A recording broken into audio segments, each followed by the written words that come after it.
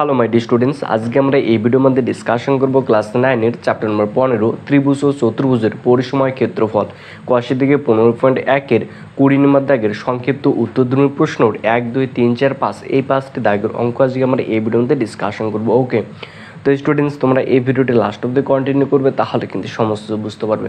তো স্টুডেন্টস চলো ভিডিওটি শুরু করা যাক। তো স্টুডেন্টস 20 নম্বর দাগের 1 নম্বর অঙ্কটার ক্ষেত্রে বলেছে একটি বর্গক্ষেত্রে বাহুর দৈর্ঘ্য 10% বৃদ্ধি করলে বর্গক্ষেত্রটির ক্ষেত্রফল শতকরা কতটা বৃদ্ধি পাবে সেটা আমাকে কিন্তু নির্ণয় করতে বলছে। ওকে, তো স্টুডেন্টস একটি বর্গক্ষেত্র রয়েছে, বর্গক্ষেত্রে একটা বাহুর দৈর্ঘ্য যে 10% বৃদ্ধি করা হয় তাহলে তার ক্ষেত্রফলটা কতটা বৃদ্ধি পাবে সেটা কিন্তু আমাকে নির্ণয় করতে বলছে। ওকে, তো এটা হচ্ছে সে বর্গক্ষেত্রটা,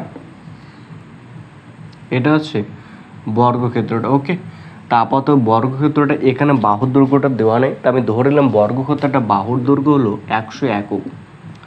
ফার্স্ট আমি ধরে নিলাম বর্গক্ষেত্রটার একটা বাহুর দৈর্ঘ্য হচ্ছে 100 একক। ওকে, তাহলে ধরে নিলাম এটা আছে 20 নম্বর দাগের 1 নম্বর অঙ্কটা। তো ধরি বর্গক্ষেত্রের একটি বাহুর দৈর্ঘ্য, বর্গক্ষেত্রের একটি বাহুর দৈর্ঘ্য, একটি বাহুর দৈর্ঘ্য ওকে 100 একক, 100 একক। এটা আমি ধরি বর্গক্ষেত্রটির একটি বাহুর দৈর্ঘ্য 100 একক, অতএব ক্ষেত্রফল, অতএব বর্গক্ষেত্রের ক্ষেত্রফল। তো বর্গক্ষেত্রের ক্ষেত্রফল হয় বাহু স্কয়ার, বাহুর রয়েছে 100, তাহলে 100 তার স্কয়ার, 100 তার স্কয়ার। ওকে, এত বর্গ একক হবে, তাহলে এখানে 1 রয়েছে 1, তাহলে যদি 100 স্কয়ার করলে তাহলে 1 4টা শূন্য হবে, তাহলে 1 4টা শূন্য, এত বর্গ একক। ওকে, এবার এখানে বাহুর দৈর্ঘ্যটা 10% বৃদ্ধি করা হয়েছে, 10% বৃদ্ধি মানে 100 তো 10 বৃদ্ধি পায়, 10% বৃদ্ধি মানে 100 তো 10 বৃদ্ধি পায়, তা 10% যদি বৃদ্ধি পায় তাহলে বাহুর দৈর্ঘ্যটা কত হবে? 110 হবে। 10% যদি বৃদ্ধি পায় তাহলে বাহুর দৈর্ঘ্যটা হবে 100 + 10 মানে কি 110 একক। তাহলে লিখবো বাহুর দৈর্ঘ্য, বাহুর দৈর্ঘ্য ওকে 10% বৃদ্ধি, 10% বৃদ্ধি করা হলে পরিবর্তিত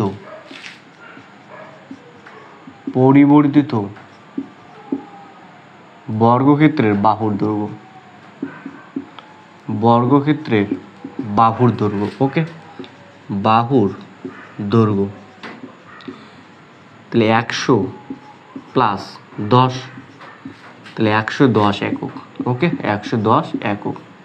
তাহলে এখন বর্গক্ষেত্রের বাহুর দৈর্ঘ্য যদি 10% বৃদ্ধি করা হয় তাহলে বর্গক্ষেত্রের বাহুর দৈর্ঘ্য 110 একক। এরপর আমরা ক্ষেত্রফলটা বার করব, অতএব ক্ষেত্রফল, অতএব ক্ষেত্রফল, তাহলে বাহু তার স্কয়ার মানে 110 তার স্কয়ার, এত বর্গ একক হবে, এত বর্গ একক। ওকে, তাহলে 110-এর যদি স্কয়ার করি তাহলে 11-এর স্কয়ার করলে 121, তাহলে 121, তাহলে যে কোনো শূন্য রয়েছে তাহলে কি দুটা শূন্য হবে, তাহলে একটা শূন্য দুটা শূন্য, তাহলে এত বর্গ একক। ওকে, তাহলে প্রথম যখন বর্গক্ষেত্রটা একটা বাহুর দৈর্ঘ্য ছিল 100 একক তখন তার ক্ষেত্রফল আসলে এটা, এবং যখন তার বর্গক্ষেত্রে বাহুর দৈর্ঘ্য 110 একক আসলো তখন তার ক্ষেত্রফল আসলো এটা। তাই ক্ষেত্রফলটা কতটা বৃদ্ধি পেল? তো সম্পূর্ণটা ক্ষেত্রফলটা, এই ক্ষেত্রফলটা থেকে আমি যদি এই ক্ষেত্রফলটা বিয়োগ করি তাহলে যেটা হবে সেটা ক্ষেত্রফলটা বৃদ্ধি হবে, তারপর আমাকে শতকরা কতটা বৃদ্ধি পেয়েছে সেটা আমাকে নির্ণয় করতে বলছে। ওকে, তাহলে লিখবো ক্ষেত্রফল বৃদ্ধি, অতএব ক্ষেত্রফল বৃদ্ধি, ক্ষেত্রফল বৃদ্ধি। ওকে, তাহলে সম্পূর্ণটা মানে বর্তমান ক্ষেত্রফল হচ্ছে এটা, তাহলে এটার থেকে এটা বিয়োগ করবো, তাহলে 1 to 1, 1 to 1 দুটা 0 মাইনাস, তাহলে 1 4টে শূন্য। ওকে, তাহলে এত বর্গ একক, বর্গ একক। ওকে, তো এটার থেকে যদি বিয়োগ করি তাহলে এখানে 2100 হয়। ওকে, তাহলে 21 দুটা শূন্য, এত বর্গ একক। ওকে, এত বর্গ একক, তাহলে এই ক্ষেত্রফলটা বৃদ্ধি পেল।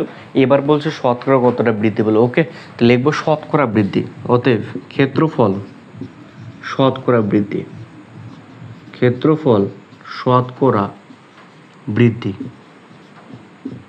ক্ষেত্রফল শতকরা বৃদ্ধি। এবার কোনটা ক্ষেত্র বৃদ্ধি পেলো, এই ক্ষেত্রফলটা বৃদ্ধি পেলো। তো এটা কোনটার থেকে বৃদ্ধি পেলো? এই ক্ষেত্রফলটা থেকে এটা বৃদ্ধি পেয়েছে না? তো যেটার থেকে বৃদ্ধি পেয়েছে, যেটার থেকে বৃদ্ধি পেয়েছে, তাহলে এটার থেকে বৃদ্ধি পেয়েছে, এটা নিচে লিখবো। ওকে, 1 4টা 0, এটা নিচে লিখবো। কোনটা বৃদ্ধি পেয়েছে? এটা। এটা আছে আমরা উপরে লিখবো 21। তাহলে 100তে যেহেতু শতকরা বার করতে বলছে, তাহলে ইন্টু 100। ওকে, এবার এটা কাটাকুটি করবো। তাহলে 1টা 0 1টা 0, 1টা 0 1টা 0 কাটা, এখানকার 1টা 0 এখানকার 1টা 0, এখানকার 1টা 0 এখানকার 1টা 0 কাটা, তাহলে কত? 21। তাহলে এখানে 21। ওকে, তাহলে ক্ষেত্রফল বৃদ্ধি হলো 21। কত ইজি না? একদম কিন্তু ইজি। তাহলে লাস্টে আমরা অ্যান্সারটা লিখে দেবো, অতএব বর্গক্ষেত্রের ক্ষেত্রফল বৃদ্ধি 21%। একদম ইজি না? অবশ্যই একদম ইজি কিন্তু। তো স্টুডেন্টস, তোমরা যারা আমার এই চ্যানেল মধ্যে নতুন এসেছো, অতি অবশ্যই কিন্তু চ্যানেলটি সাবস্ক্রাইব করবে। ওকে, এবং তোমাদের বন্ধুদের মধ্যে ভিডিওটি অনেক অনেক শেয়ার করবে। তাই ভিডিও অনেক একদম কিন্তু অঙ্কটা ইজি, জাস্ট একবার দেখে নেবো, হয়ে যাবে। ওকে, তো চলো এরপর যেটা নেক্সট নাম্বার অঙ্কটা রয়েছে 2 নম্বর, সেটা করবো। এরপর এখানে 2 নম্বর থেকে অঙ্কটার ক্ষেত্রে বলেছে একটি আয়তক্ষেত্রের দৈর্ঘ্য 10% বৃদ্ধি এবং প্রস্থ 10% হ্রাস করা হলে ক্ষেত্রফল শতকরা কতটা বৃদ্ধি পাবে বা হ্রাস পাবে, সেটা কিন্তু আমাকে নির্ণয় করতে বলছে। ওকে, তাহলে আয়তক্ষেত্রের দৈর্ঘ্যটা যেটা রয়েছে সেটা 10% বৃদ্ধি করা হয়েছে এবং প্রস্থটা কিন্তু 10% হ্রাস করা হয়েছে। তাহলে ক্ষেত্রফল কতটা বৃদ্ধি বা হ্রাস পাবে সেটা কিন্তু আমাকে নির্ণয় করতে বলছে। ওকে, তো স্টুডেন্টস, এটা একটা আয়তক্ষেত্র দেওয়া রয়েছে, এটা হচ্ছে সে আয়তক্ষেত্রটা। তাহলে অ্যাট ফার্স্ট আমরা ধরে নেব এই আয়তক্ষেত্রটার একটা বাহুর দৈর্ঘ্য x একক এবং প্রস্থটা হচ্ছে y একক। ওকে, এটা আমি ফার্স্ট ধরে নিলাম। তো ধরি, এটা 2 নম্বর অঙ্কটা, ধরি আয়তক্ষেত্রের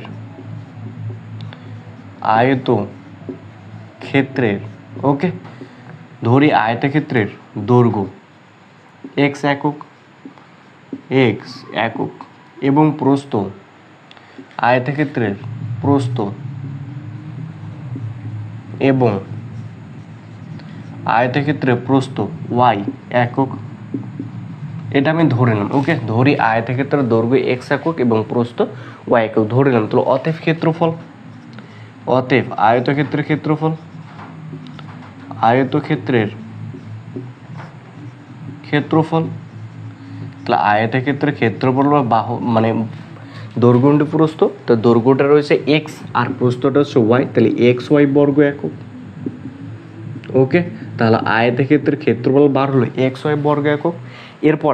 এরপর বলছে এখানে ক্ষেত্র যেটা দৈর্ঘ্য রয়েছে সেটা 10% বৃদ্ধি করা হয়েছে এবং যেটা প্রস্থ রয়েছে সেটা হচ্ছে 10% হ্রাস করা হয়েছে। তোমরা বার করবে এবার, যদি বাহুর দৈর্ঘ্যটা যদি 10% বৃদ্ধি করা হয়, তাহলে আয়তক্ষেত্রের দৈর্ঘ্যটা কোনটা হবে সেটাকে বার করব।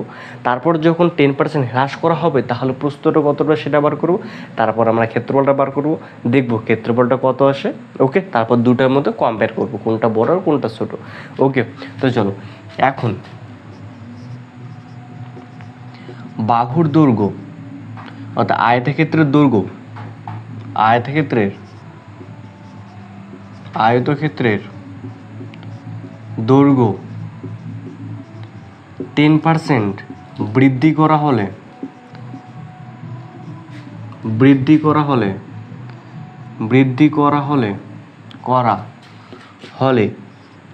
পরিবর্তিত দৈর্ঘ্য, আচ্ছা বৃদ্ধি করা হলে, তাহলে আমরা এটা এদিকে লিখছি। ওকে, বৃদ্ধি করা হলে পরিবর্তিত দৈর্ঘ্য। আচ্ছা, এবার কি আয়তক্ষেত্রের দৈর্ঘ্যটা 10% বৃদ্ধি করা হয়েছে, তাহলে দৈর্ঘ্যটা কত x রয়েছে, তাহলে বৃদ্ধি হবে x ইন্টু 10/100। এটা কি দৈর্ঘ্যটা বৃদ্ধি না? তো দৈর্ঘ্য বৃদ্ধি কোনটা হলো? এটা x ইন্টু 10/100, এটাই মানে বৃদ্ধি। তো তাহলে 10% বৃদ্ধি মানে কি x এর 10%, তাহলে জানি x ইন্টু 10/100, পার্সেন্ট মানে কি 10/100, তাই তো? তাহলে এর 10% বৃদ্ধি মানে কি x এর 10% বৃদ্ধি পেয়েছে, তাহলে এটাকে বৃদ্ধি পেলো। তো এটা যে বৃদ্ধি পেলো ওটা কোনটা থেকে বৃদ্ধি পেলো? x যে দৈর্ঘ্যটা রয়েছে সেটার থেকে বৃদ্ধি পেলো না, ওই জন্য আমরা এখানে xটা যোগ করে দেবো। ওকে, তাহলে এত একক, 1টা 0 1টা 0 কাটা। ওকে, তাহলে x প্লাস, তাহলে x/10 মানে হচ্ছে 11x/10 একক। এটা হচ্ছে আয়তক্ষেত্রটার দৈর্ঘ্য, পরিবর্তিত দৈর্ঘ্য। এবার বলছে বাহুর দৈর্ঘ্যটা, প্রস্থটা 10% হ্রাস করা হয়েছে। এবার লিখব এবং আয়তক্ষেত্রের প্রস্থ 10% হ্রাস করা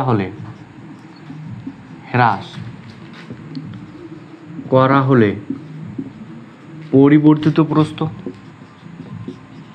পরিবর্তিত প্রস্থ। ওকে, এবার 10% হ্রাস করা হয়েছে, তাহলে প্রস্থটা কোনটা ওয়াই, তাহলে ওয়াই এর 10%, তাহলে ওয়াই ইন্টু 10/100, তাহলে এটা কি হ্রাস করা হয়েছে, তাহলে এটা কোনটা থেকে হ্রাস করা হলো, এই ওয়াই এর থেকে হ্রাস করা হয়েছে, ওই জন্য ওয়াই মাইনাস। ওকে, তাহলে এত একক হবে, এই একটা শূন্য কাটা, তাহলে 10 আর ওয়াই গুণ করলে 10 ওয়াই, 10টা ওয়াই থেকে একটা ওয়াই বদলে 9টা ওয়াই, তাহলে 9টা ওয়াই বাই 10 এত একক। ওকে, যখন আয়তক্ষেত্রের দৈর্ঘ্যটা 10% বৃদ্ধি করা হলো তখন তার দৈর্ঘ্য হলো এটা 11x/10 একক, এবং প্রস্থটা হলো 10% প্রস্থ যদি হ্রাস করা হয় তাহলে প্রস্থটা সেটা 9n/10 একক। তাহলে এরপর আমরা এটাকে ক্ষেত্রফলটা বার করব। ওকে, তাহলে পরিবর্তিত ক্ষেত্রফল। তো স্টুডেন্টস, আশা করি তোমাদের এতটুকু হয়ে গেছে, এখান থেকে আমি এতটুকু মুছে দিলাম। ওকে, তো স্টুডেন্টস এরপর এখানে লিখবো পরিবর্তিত ক্ষেত্রফল, অতএব পরিবর্তিত ক্ষেত্রফল। তাহলে ক্ষেত্রফল কি, দৈর্ঘ্য ইন্টু প্রস্থ, দৈর্ঘ্যটা হচ্ছে এটা, তাহলে 11x/10 ইন্টু প্রস্থ হচ্ছে এটা 9y/10, তাই 9y/10। ওকে, এত বর্গ একক। এবার আমরা গুণ করব, তো 9 আর 11 যদি গুণ করি, 9 11 99 xy। ওকে, 10 আর 10 গুণ করলে 10 10 100। ওকে, এত বর্গ একক। তো স্টুডেন্টস ভালো করে লক্ষ্য করবো। ওকে, তো যখন বাহুর দৈর্ঘ্যটা এক্স এবং প্রস্থটা ওয়াই ছিল তখন তার ক্ষেত্রফল ছিল এক্স ওয়াই বর্গ একক, আর এখন তার ক্ষেত্রফলটা আসলে এটা, তাহলে ক্ষেত্রফলটা বাড়ছে না কমছে, আগে ছিল এক্স ওয়াই, এখন আসলে এটা 99xy/100, তাহলে ক্ষেত্রফলটা বাড়লো না কমলো, অবশ্যই এটা ক্ষেত্রফলটা কমেছে। কীভাবে বুঝলাম, কারণ এটা হচ্ছে 100 ভাগের মধ্যে 99 ভাগ, আর এটা তো ওই একাই, এ তো একাই রয়েছে, আর এটা 100 ভাগের মধ্যে 99 ভাগ, মানে কি এটা তাহলে হ্রাস পেয়েছে, মানে ক্ষেত্রফলটা তাহলে কি হ্রাস পেয়েছে। তা আমরা লিখবো কতটা হ্রাস পেয়েছে এবার সেটা বার করবো। ওকে, তো এটা এবার আমরা মুছে দেবো সম্পূর্ণটাই। তো স্টুডেন্টস এখানে লিখবো ক্ষেত্রফল হ্রাস, ক্ষেত্রফল হ্রাস। ওকে, তাহলে আগে ক্ষেত্রফল ছিল এক্স ওয়াই, তাহলে ক্ষেত্রফল কতটা হ্রাস হলো, তাহলে এক্স ওয়াই থেকে এটা বিয়োগ করবো, এক্স ওয়াই মাইনাস 99xy/100 এত বর্গ একক। ওকে, তাহলে 100 আর এক্স ওয়াই গুণ করলে 100 এক্স ওয়াই মাইনাস 99xy/100, তো 100টা এক্স ওয়াই থেকে 99টা এক্স ওয়াই বাদ দিলে একটা এক্স ওয়াই, তাহলে xy/100 এত বর্গ একক। ওকে, এরপর কি শতকরা কতটা ক্ষেত্রফল হ্রাস পেয়েছে সেটা বার করো, অতএব শতকরা ক্ষেত্রফল হ্রাস, অতএব শতকরা ক্ষেত্রফল হ্রাস, ক্ষেত্রফল হ্রাস। তাহলে এটা যে হ্রাস পেলো কোনটার থেকে হ্রাস পেলো, এক্স ওয়াই থেকে, প্রথমে যে ক্ষেত্রফলটা ছিল সেটার থেকে তো এটা হ্রাস পেলো, ওই জন্য এটা আমরা টান দেব, তো এটা তাহলে এক্স ওয়াই, তাহলে এক্স ওয়াই থেকে হ্রাস পেলো এটা, তাহলে xy/100। ওকে, তাহলে 100তে কত সেটা আমি বার করব। তো স্টুডেন্টস ভালো করে লক্ষ্য করবো। ওকে, তো এখানকার এক্স ওয়াই, এই এক্স ওয়াইটা কিন্তু ক্যান্সেল। ওকে, যেহেতু উপরে রয়েছে তা আমরা উপরে কিন্তু কাটাকাটি করতে পারি। ওকে, আর এখানকার 100টা আর এই 100টা কাটা মানে কত 1 হয়। ওকে, তাহলে ক্ষেত্রফল হ্রাস হচ্ছে 1%। একদম ইজি না, অবশ্যই একদম কিন্তু ইজি। ওকে স্টুডেন্ট, জাস্ট 2 প্রকার প্র্যাকটিস হয়ে যাবে। আশা করি তোমরা অবশ্যই বুঝতে পেরেছো। তো তোমরা অবশ্যই কিন্তু আমার সঙ্গে কিন্তু তোমরা কিন্তু অঙ্কগুলো নোট ডাউন করে রাখবে। ওকে, তো চলো এরপর যেটা নেক্সট নাম্বার অঙ্কটা রয়েছে অঙ্কটা সেটাই করবো। তো স্টুডেন্টস এরপর এখানে 3 নম্বর দিকের অঙ্কটার ক্ষেত্রে বলেছে একটি আয়তক্ষেত্রের কর্ণের দৈর্ঘ্য 5 সেমি, কর্ণের দৈর্ঘ্যের ছেদবিন্দু থেকে আয়তক্ষেত্রে একটি প্রস্থের উপর অঙ্কিত লম্বের দৈর্ঘ্য হচ্ছে 2 সেমি হলে আয়তক্ষেত্রের প্রস্থ দৈর্ঘ্য কতটা সেটা কিন্তু আমাকে নির্ণয় করতে বলছে। ওকে, তো স্টুডেন্টস আমরা ছবিটা এঁকে নেবো, এটা হচ্ছে 3 নম্বর অঙ্কটা। তো বলেছে একটা আয়তক্ষেত্র রয়েছে, আয়তক্ষেত্রের কর্ণের দৈর্ঘ্যটা দেওয়া রয়েছে 5 সেমি, তো এটা হচ্ছে আয়তক্ষেত্র, তো এই আয়তক্ষেত্রে কর্ণের দৈর্ঘ্যটা হচ্ছে এটা হচ্ছে 5 সেমি। ওকে, এবার বলছে আয়তক্ষেত্রে কর্ণ দুটির ছেদবিন্দু থেকে যে কোনো প্রস্থের উপর একটা অঙ্কিত লম্বের দৈর্ঘ্য বলেছে 2 সেমি। তাহলে এটা কি বলতো, এটা হচ্ছে লম্ব, এটা হচ্ছে কর্ণ, আর এটা হচ্ছে কি কর্ণ, আয়তক্ষেত্রে দুটো কর্ণ, তো দুটো কোনো পরস্পরকে ও বিন্দুতে ছেদ করলো। এবার বলছে কর্ণের দৈর্ঘ্য হচ্ছে 5 সেমি, তো এটা হচ্ছে 5 সেমি। ওকে, এরপর বলছে কর্ণদ্বয়ের ছেদ বিন্দু থেকে, তো এটা হচ্ছে কর্ণদ্বয়ের ছেদ বিন্দু, তাহলে কর্ণদ্বয়ের ছেদবিন্দু থেকে যে কোনো একটা প্রস্থের উপর লম্বের দৈর্ঘ্য, যে কোনো একটি প্রস্থের উপর লম্বের দৈর্ঘ্য হচ্ছে 2 সেমি, তাহলে এই প্রস্থের দৈর্ঘ্যটা কতটা হবে সেটা আমাকে নির্ণয় করতে বলছে। তো এটা হচ্ছে এ, এটা হচ্ছে বি, এটা হচ্ছে সি, এটা হচ্ছে ডি। ওকে, তো এখানে দেওয়া রয়েছে এ বি সি ডি যদি একটা আয়তক্ষেত্র হয় তাহলে এ সি হচ্ছে আয়তক্ষেত্রের কর্ণ, এই আয়তক্ষেত্রের কর্ণের দৈর্ঘ্য দেওয়া রয়েছে 5 সেমি, এবং এই কর্ণের দ্বয়ের ছেদবিন্দু থেকে যে কোনো একটি প্রস্থের উপর লম্বের দৈর্ঘ্য হচ্ছে 2 সেমি, তাহলে প্রস্থের দৈর্ঘ্যটা কত সেমি হবে সেটাই কিন্তু আমাকে এখানে নির্ণয় করতে বলছে। ওকে, তো স্টুডেন্টস ভালো করে লক্ষ্য করবো। ওকে, এটা যদি 2 সেমি হয়, এটা যদি ছেদবিন্দু হয়, এই ছেদবিন্দু থেকে এই প্রস্থের উপর লম্বের দৈর্ঘ্য যদি 2 সেমি হয়, তো এটা যদি আমি এই দিকে যদি বর্ধিত করি তাহলে এটা কি 2 সেমি হবে, তাই না? এটা কি 2 সেমি হবে। যেহেতু কর্ণদ্বয় এখন ছেদবিন্দু মানে কি এই বাহুর অংশটা আর এই বাহুর অংশটার দৈর্ঘ্য তো দুটাই তো সমানই হবে, তাই না? তো এটা যদি 2 সেমি তাহলে এটা 2 সেমি, তাহলে এই 2 আর এই 2 যদি যোগ করে তাহলে কত হয় 4 সেমি। তাহলে 4 সেমিটা যদি পেলাম ওটা কোনটা, এই আয়তক্ষেত্রের তাহলে বাহুর দৈর্ঘ্যটা না, তাহলে উপরে কি এই আয়তক্ষেত্রের বাহুর দৈর্ঘ্য পাবো, এই দুইটা আর এই 2 যদি যোগ করি তাহলে কি আয়তক্ষেত্রের বাহুর দৈর্ঘ্য পাবো। এবার এখানে তো কর্ণের দৈর্ঘ্য দেওয়া হচ্ছে 5 সেমি, তাহলে কি আমি তো প্রস্থটাতে বার করতে পারবো, তাই না? তো এটা হলো 4 সেমি। তা আর এই কর্ণের দৈর্ঘ্যটা 5 সেমি, তাহলে এই বাহুর দৈর্ঘ্যটা বার করা যাবে না, অবশ্যই যাবে। তখন কীভাবে বার করবো, এটা তখন একটা সমকোণী ত্রিভুজের এই কর্ণটা তখন অতিভুজ হবে, তাই না? এই কোণটা যেহেতু 90 ডিগ্রি, এই কোণটা 90 ডিগ্রি, তো এই কোণটা যদি 90 ডিগ্রি হয় তাহলে কি এটা অতিভুজ, তাহলে এটা লম্ব অথবা প্রস্থ, লম্ব অথবা তোমরা ধরতে পারো, ভূমি ধরতে পারো, অথবা এটাকে তোমরা লম্ব এবং ভূমি ধরতে পারো, সেখান থেকে পিথাগোরাসের উপপাদ্য প্রয়োগ করে আমরা কিন্তু প্রস্থটা বার করতে পারি। ওকে, তাহলে দেখো ভালো করে, তো ABCD একটি ABCD আয়তক্ষেত্রের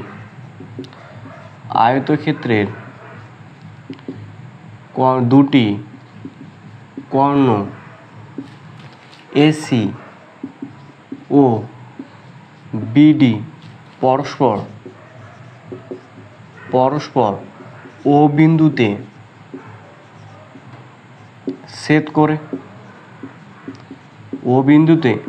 করে এবং ছেদবিন্দু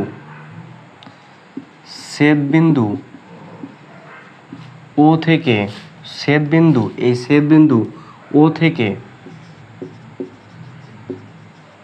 AD প্রস্থের উপর লম্বের, ওকে, AD প্রস্থের উপর লম্ব, AD প্রস্থের উপর, এটা যে কোনো একটা নাম দিয়ে দাও P, AD প্রস্থের উপর OP লম্বের দৈর্ঘ্য 2 সেমি, তাই না? এটা দেওয়া রয়েছে। ABCD আয়তক্ষেত্রের দুটি কর্ণ AC ও BD পরস্পর ও বিন্দুতে ছেদ করে ছেদবিন্দু ও থেকে AD প্রস্থের উপর OP লম্বের দৈর্ঘ্য 2 সেমি, এটা দেওয়া রয়েছে। তাহলে আমাকে বার করতে বলছি এই AD-র দৈর্ঘ্য কত হবে। ওকে, অতএব তা আমি লিখতে পারি ABর দৈর্ঘ্যটা যদি বার করি, AB ইকুয়াল টু DC যদি বার করতে চাই তাহলে এই 2কে আমি 2 দিয়ে গুণ করলে সম্পূর্ণ বাহুটার দৈর্ঘ্য পেয়ে যাবো, মানে 2 × 2 এত কি সেমি, তাহলে 2 দ্বিগুণে কত হয় 4 সেমি, তাই না? তাহলে কত সেমি হলো 4 সেমি হলো। তাহলে AB বাহুটা অথবা DC বাহুর দৈর্ঘ্য কত 4 সেমি হয়ে গেল। আর AC তো কর্ণের দৈর্ঘ্য দেওয়া রয়েছে, তাই না, 5 সেমি দেওয়া রয়েছে, এবং কর্ণের দৈর্ঘ্য, ওকে, কর্ণের দৈর্ঘ্য, কর্ণ কোনটা ACটা, তাহলে AC, ওকে, তাহলে 5 সেমি। আমরা লিখতে পারো অতএব সমকোণী ত্রিভুজ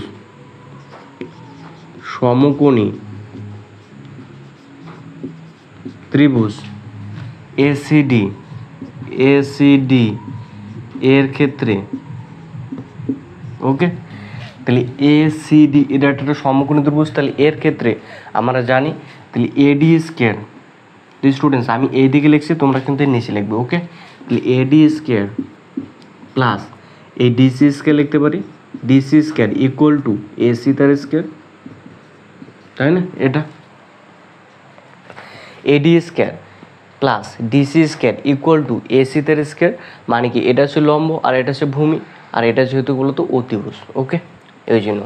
তো এডি, তাহলে এডিটার মান তো বার করবো, তাহলে এডি তার স্কোয়ার প্লাস ডিসি, তাহলে ডিসির মান বেরোচ্ছে 4, তাহলে 4 তার স্কোয়ার ইকুয়াল টু এসি, তাহলে এসি হচ্ছে 5, তাহলে 5 তার স্কোয়ার, তাহলে এডি স্কোয়ার প্লাস 4 4 16 ইকুয়াল টু 5 এর স্কোয়ার করলে 25, তাহলে এডি স্কোয়ার ইকুয়াল টু 25 বিয়োগ 16 মানে কত 9, তাহলে এডি ইকুয়াল টু রুট 9, তো 9 এর বর্গমূল করলে হচ্ছে 3, তাহলে এডি ইকুয়াল টু 3 বার হলো, তাই না, এডি 3 বার হলো।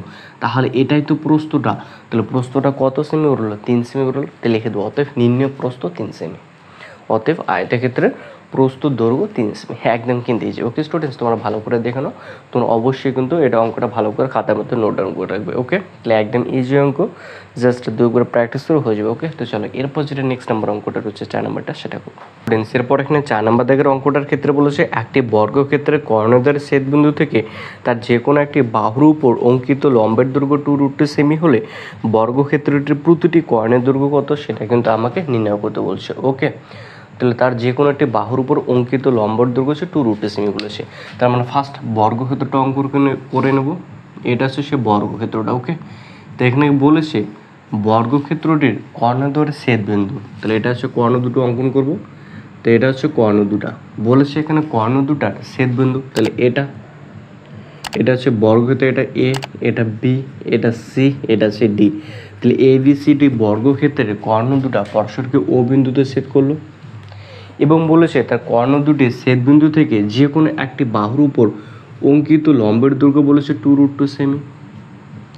তাহলে এটার কর্ণের দৈর্ঘ্য কত হবে সেটাও কিন্তু আমাকে নির্ণয় করতে বলছে। ওকে, তো স্টুডেন্টস ভালো করে লক্ষ্য করবো। ওকে, আগেরটা যেরকম করেছিলাম সেম টু সেম অঙ্ক, তো এটা যদি ও হয় তাহলে এটা হচ্ছে পি, তো এর যে কোনো একটা বাহুর উপর লম্বের দৈর্ঘ্য হচ্ছে 2√2 সেমি, তো এটা যদি আমি এদিকে বর্ধিত করি তাহলে এটাও কি 2√2 সেমি হবে, তাহলে এটা আর এটা যদি যোগ করি তাহলে আমরা কি এ বি বাহুটা পাবো না, মানে কি বর্গক্ষেত্রে বাহুর দৈর্ঘ্যটাই পাবো, তাই না, তাহলে বর্গক্ষেত্রে কি কিসের দৈর্ঘ্য পাবো, বাহুর দৈর্ঘ্যটাই পাবো, তাহলে লিখবো এখানে, তাহলে এ বি সি ডি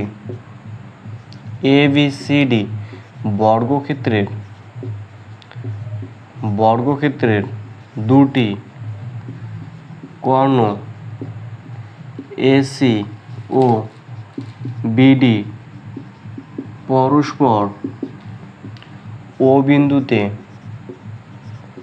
ছেদ করে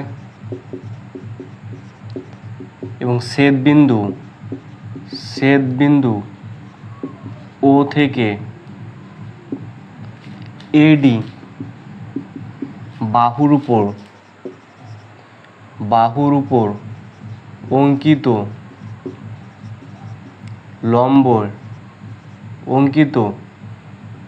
লম্ব ওপি এর দৈর্ঘ্য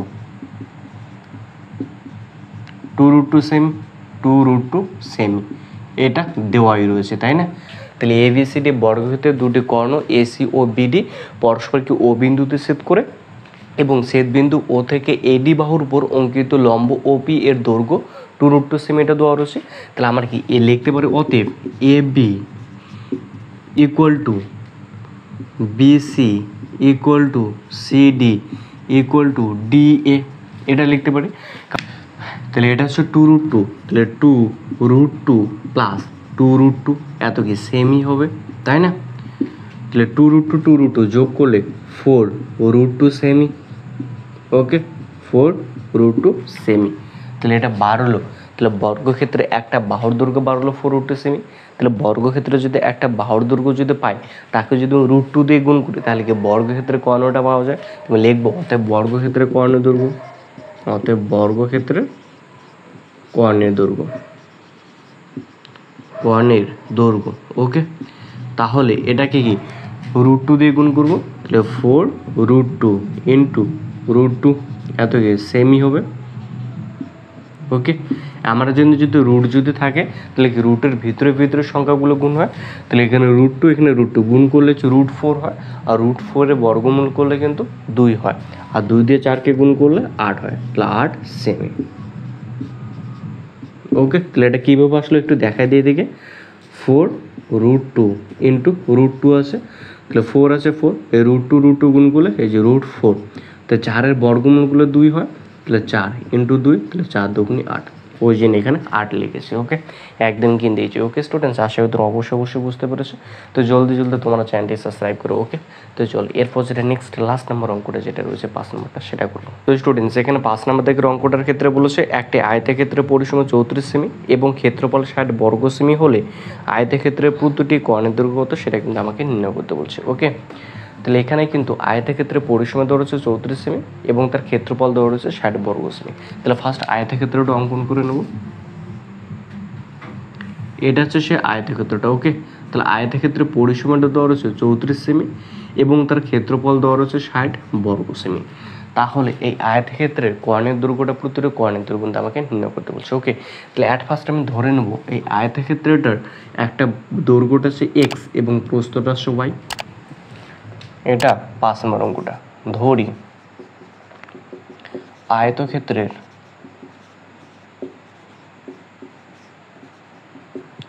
দৈর্ঘ্য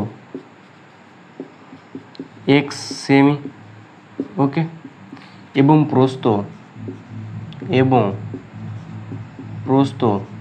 y সেমি, এটা আমি ধরে নিলাম। ওকে, তো অতএব ক্ষেত্রফল, আয়তক্ষেত্রের ক্ষেত্রফল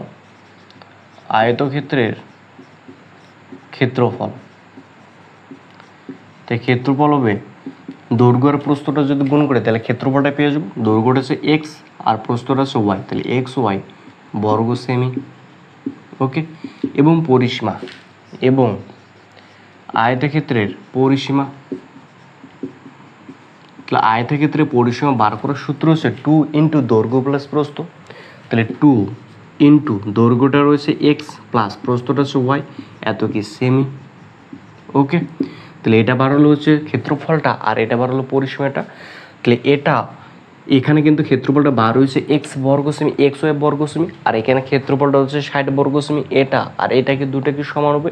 কেন সমান হবে? তারা একই আয়তক্ষেত্রের ক্ষেত্রফল, তাই না? ওই যে আমরা লিখবো অ্যাকর্ডিং টু কোশ্চেন। তাহলে এক্স ওয়াই ইকুয়াল টু 60, এটা এখানে দিলে আমরা 1 নং। ওকে, এবং তাহলে 2 × x plus y equal to 34, তাই না? তাহলে এক্স প্লাস ওয়াই, এটা কি পরিসীমাটা? এটা পরিসীমাটা, এখানে পরিসীমাটা হচ্ছে 34, তাহলে এই পরিসীমাটা দুটো সমান হবে, ওই জন্য কিন্তু সমান করে দিয়েছে। তাহলে 34/2 হবে, কাটাকাটি করলে 17 × 2 = 34, তাহলে 17 হয়। তাহলে x plus y equal to 17। Okay, তো স্টুডেন্টস, এটাকে আমরা উভয় পাশে বর্গ করব। ওকে, উভয় পাশে বর্গ করব, এটা উভয় পাশে বর্গ করব। দেখে লিখবো উভয় পাশে বর্গ করে পাই, উভয় পাশে বর্গ করে পাই। ওকে, তাহলে এটা এক্স প্লাস ওয়াই তার স্কোয়ার ইকুয়াল টু 17 তার স্কোয়ার হচ্ছে, তাই না? তো স্টুডেন্টস, এটা যদি এ ধরে তাহলে এটা বি, তো এ প্লাস ভিতর হোল স্কোয়ার না, তো এ প্লাস ভিতর হোল স্কোয়ার তো একটা সূত্র রয়েছে, একটা সূত্র রয়েছে, এ 2b রয়েছে না, এ মাইনাস ভিতর হোল স্কোয়ার প্লাস কি 4ab, যেহেতু এটা স্কোয়ার রয়েছে, তাহলে এখানে হচ্ছে এটা ধরি যদি এ, এটা হচ্ছে বি, তো এ প্লাস ভিতর হোল স্কোয়ারে দুটো সূত্র রয়েছে, একটা A square plus 2b plus B square, আর একটা সূত্র হচ্ছে মান নির্ণয়, তা আমরা মান নির্ণয় সূত্রটা ইউজ করবো। মান নির্ণয় সূত্রটা হচ্ছে এ মাইনাস ভিতর হোল স্কোয়ার প্লাস কি 4ab, তো এই সূত্রটা আমরা এখানে অ্যাপ্লাই করব। ওকে, তাহলে এক্স রয়েছে, তাহলে এক্স মাইনাস ওয়াই তার হোল স্কোয়ার প্লাস 4, এ বলতে এক্স, বি বলতে ওয়াই, ইকুয়াল টু সূত্র যদি স্কোয়ার করি 7 স্কোয়ার করলে 7 7 49, 49 9 হাতে থেকে 4, 7 × 7 7 × 14, 14 আর 4 হচ্ছে 18, 18 8 হাতে থেকে 1, 1 স্কোয়ার হলে 1, 1 1 2, আচ্ছা 289 এটা হয়। ওকে, তো স্টুডেন্টস, আমি কিন্তু এই দিকে লিখছি। ওকে, তোমরা কিন্তু এ নিচে লিখবে।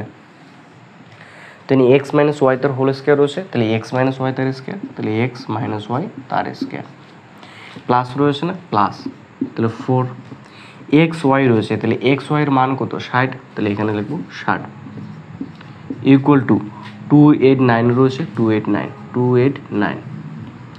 তাহলে এক্স মাইনাস ওয়াই তার স্কোয়ার প্লাস 60 দিয়ে গুণ করলে 4 6 24, ওকে, ইকুয়াল টু 289, তাহলে এক্স মাইনাস ওয়াই তার স্কোয়ার ইকুয়াল টু 289 মাইনাস 240, তাহলে x minus waiter square equal to এটা থেকে এটা বিয়োগ করবো, তাহলে 9 4, তাহলে কত 49। তাহলে এক্স মাইনাস ওয়াই এইদিকে স্কোয়ার হচ্ছে ইকুয়াল টু এদিকে আসলে কি রুট হবে, তাহলে 49 তার রুট। তো 49 যদি বর্গমূল করি তাহলে কত 7 হয়। তাহলে x minus y equal to 7। তো এটাকে দিলাম আমি 2 নং। ওকে, তাহলে এটাকে আমি দিলাম 2 নং, এটাকে 2 নং দিলাম। ওকে, আর এখানে যেটা একটা ছিল না এটা, তো x plus y equal to 17, x plus y equal to এটা 17 এদিকে লাগবে তোমার, এক্স প্লাস ওয়াই ইকুয়াল 17। তাই এটাকে দিলাম 1 নং।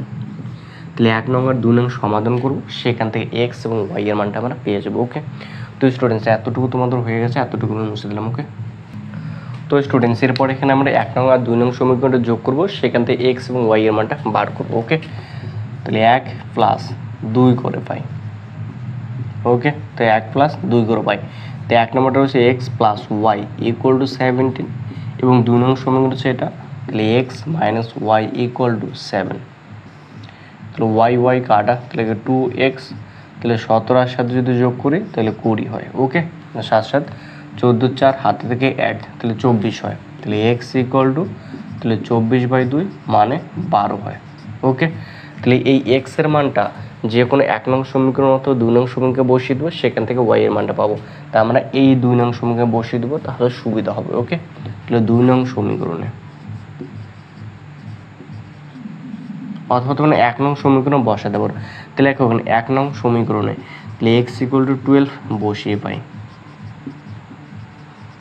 তাহলে 1 নং সমীকরণটা ছিল x plus y equal to 17, তাহলে এক্স এর মান 12 প্লাস ওয়াই ইকুয়াল টু তাহলে 17 হবে। তাহলে ওয়াই ইকুয়াল টু 17 মাইনাস 12, তাহলে 17 থেকে যদি 12 বাদ দিই তাহলে 5 হয়। ওকে, তা আমাকে এখানে বার করতে বলছে প্রতিটি কর্ণের দৈর্ঘ্য। তো এখানে বার করবো প্রতিটি কর্ণের দৈর্ঘ্য। তাহলে লিখবো ওখানে প্রতিটি কর্ণের দৈর্ঘ্য, প্রতিটি কর্ণের দৈর্ঘ্য। তো বার করার সূত্র হচ্ছে এটা, রুট দৈর্ঘ্য স্কয়ার, দৈর্ঘ্য হচ্ছে 12, 12 তার স্কয়ার, প্লাস প্রস্থ স্কয়ার, প্রস্থ হচ্ছে 5, তাহলে 5 তার স্কয়ার। তো 12 স্কয়ার করলে 144, 5 এর স্কয়ার করলে 25, মানে কি রুট 169, তো মানে কত 13 সেমি। তাহলে প্রতিটি কর্ণের দৈর্ঘ্য 12 হলো 13 সেমি, একদম কিন্তু ইজি। ওকে স্টুডেন্টস, আশা করি অবশ্যই বুঝতে পেরেছো। আজকে এই পর্যন্তই, দেখাবে নেক্সট কোনো ভিডিওতে। ততক্ষণ ভালো থেকো, সুস্থ থাকবে, গুড বাই।